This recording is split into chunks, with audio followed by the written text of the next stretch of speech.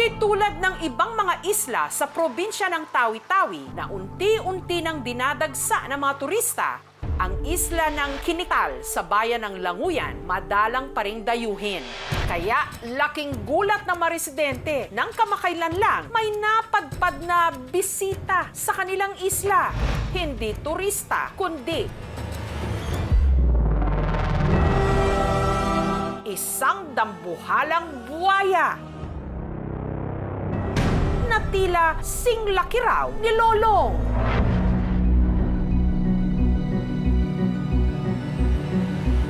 Hindi mo pasukan! Kalokohan kita! Ang paghuli sa higanteng buwaya na puno ng tensyon.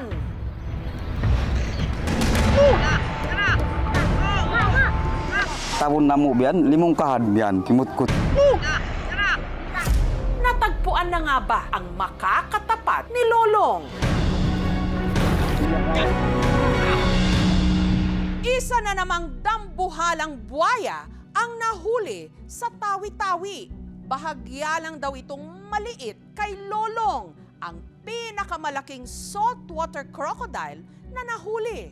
Tanong ng ilan, bakit hindi na lang ito ihinayaan sa natural nitong tahanan? Ang buwaya, una na raw namataan ng mangingisdang si Kanai. Hapon pa lang nitong January 5. Tumula ako palaod, 3 minit na akong bugsay, nangabay, ang pakita ko na yung buhayan ito. Pangita ko mga batang, pagkita ko imiwal. Kaya si Kanai agad na bumalik sa Pampang. Noon ako nakapingit, pagkadik pabay, nabiyataan ko na sila ini. Ang mga residente na bahala.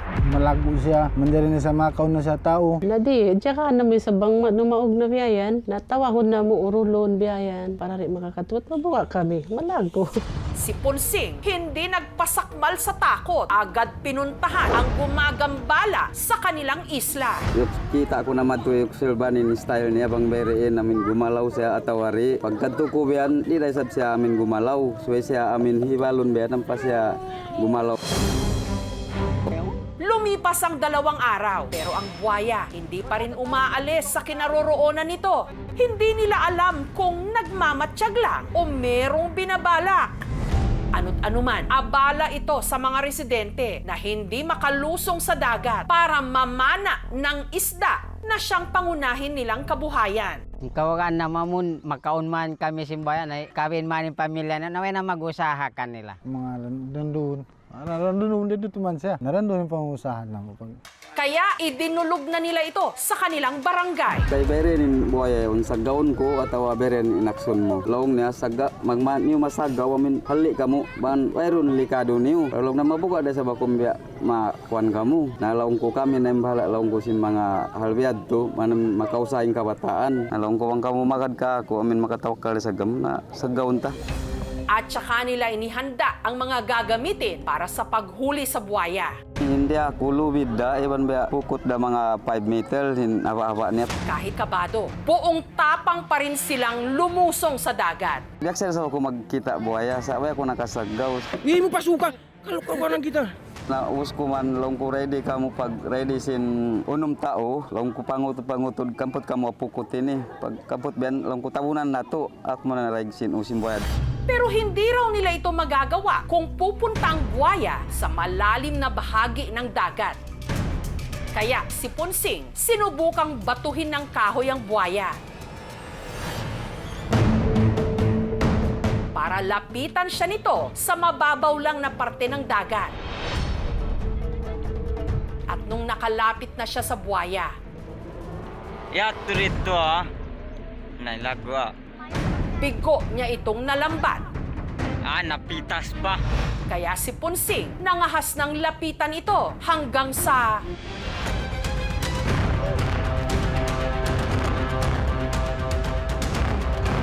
Tabon na mo biyan, limong kahad biyan, kimutkot.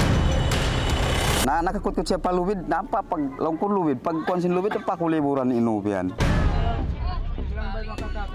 nung tuluyan na nilang na-corner at nalambat ang buwaya, agad nilang tinalian ang bibig at buntot nito.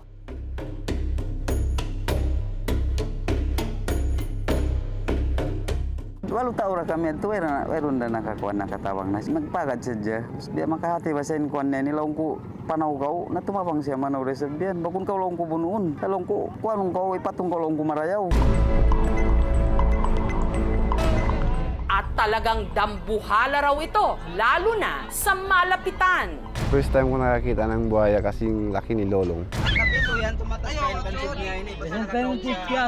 Tama rin po yung ginawa nilang pagtali maliban po doon sa napakaraming tali sa may bandang kilikili. Kasi po ang unahan po na paa ng crocodile hindi po nakakapit sa kanyang mga rib part. Ang buwaya, iginapos nila sa Pampang, ilang metro ang layo mula sa mga kabahayan. Biyagot niya, piyahukot na mo pa simod niya, mo para siya di makanganga. Pag-ubos liyak, siya maripay mo, yukutan pa mo ikog niya yaon, siyempre pa mo liman niya. Amon din siya di niya makakuambihan. Na pag-ubos, sa kanya ni si biyahon na atin na nakasok maripay ragbay, imbuhaya yaon, bang siya di da biya atin na kuy ngaon, di da kuano, di da siya, di da siya magpakutang-kutang at jawian. Pero ang pamilya ni Norma na nakatira malapit sa pinagtalian ng buwaya, may agam-agam. Malikata mo wala na roon yung buhaya. Salam mo raya ito yung kaya pukaan na mo.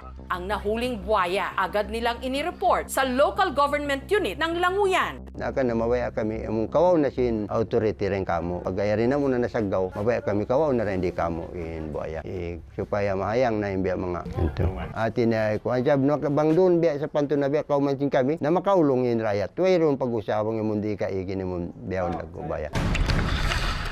Kaya nitong Biyernes, ang mga kawani ng provincial government ng Tawi-Tawi pinuntahan ang buwaya sa barangay Kinital para tuluyan na itong ma-rescue.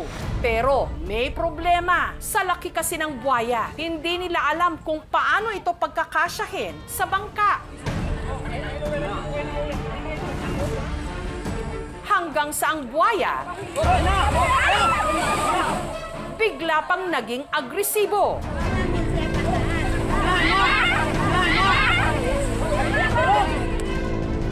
Gaano ba talaga kalaki ang buwayang ito? Ito na nga ba ang papalit sa trono ni Lolong?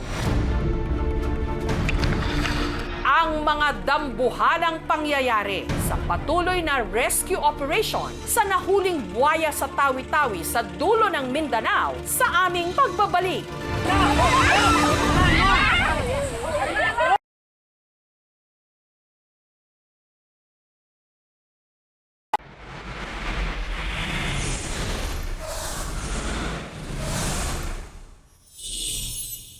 Luzon, Visayas, Mindanao. Tutok na! #KMJS na! Isang dambuhalang buwaya ang namataan sa Languyan sa Tawi-Tawi.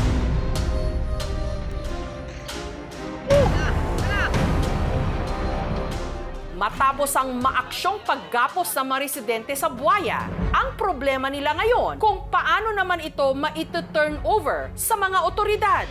Naka na mabaya kami, among kawaw na sin authority rin kamo. Pagaya rin na muna nasagaw, mabaya kami kawaw na rin di kamo in buhaya. Supaya mahayang na yung biya mga ito. Atin na kuhan siya, bang doon biya sa panto na biya, kaumansin kami, na makaulong in rayat. Tuwayroon pag-usawang yung mundi ka igin yung biyaw nagubaya. Kaya nitong Biyernes, ang mga kawani ng provincial government ng Tawi-Tawi dumayo sa barangay Kinital para i-rescue na ang buwaya. Ang nahuling buwaya, isang saltwater crocodile katulad din ni Lolong. Pero ang laki nito, 18 feet. Samantalang si Lolong, ang kinikilalang world's largest crocodile, nung ito'y nahuli, 20 feet. Kaya si Lolong pa rin ang record holder. Bagamat pumanaw na ito.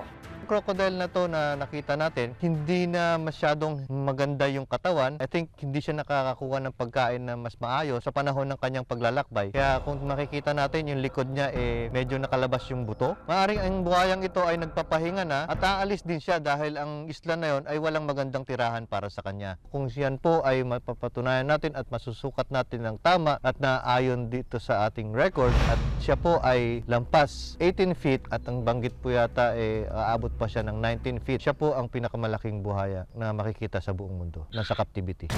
Pero para makasiguro na hindi ito mang-aatake, dinagdagan muna nila ito ng tali sa bibig. Pinuluputan din ang mga paa nito. Lagpas 10 tao ang nagbayanihan para maisakay ito sa bangka para madala sa isang rescue facility sa kalapit na bayan ng Bonggao, ang kapitolyo ng Tawi-Tawi. Kalmado ang buwaya nung una, pero maya-maya lang. Bigla na naman itong naging agresibo. Kaya ang ilang residente napatakbo. Makalipas ang 40 minutes, tila napagod din ang buwaya at nagpaubaya ng maisampa sa bangka.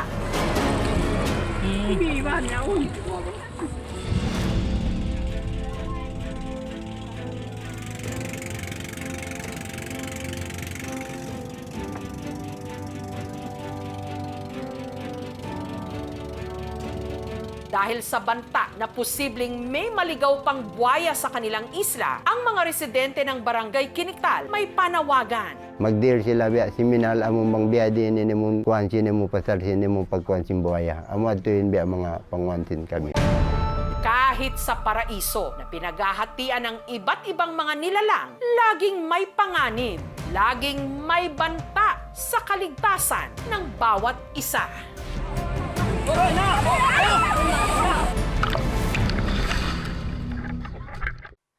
Thank you for watching, mga kapuso. Kung nagustuhan niyo po ang videong ito, subscribe na sa GMA Public Affairs YouTube channel.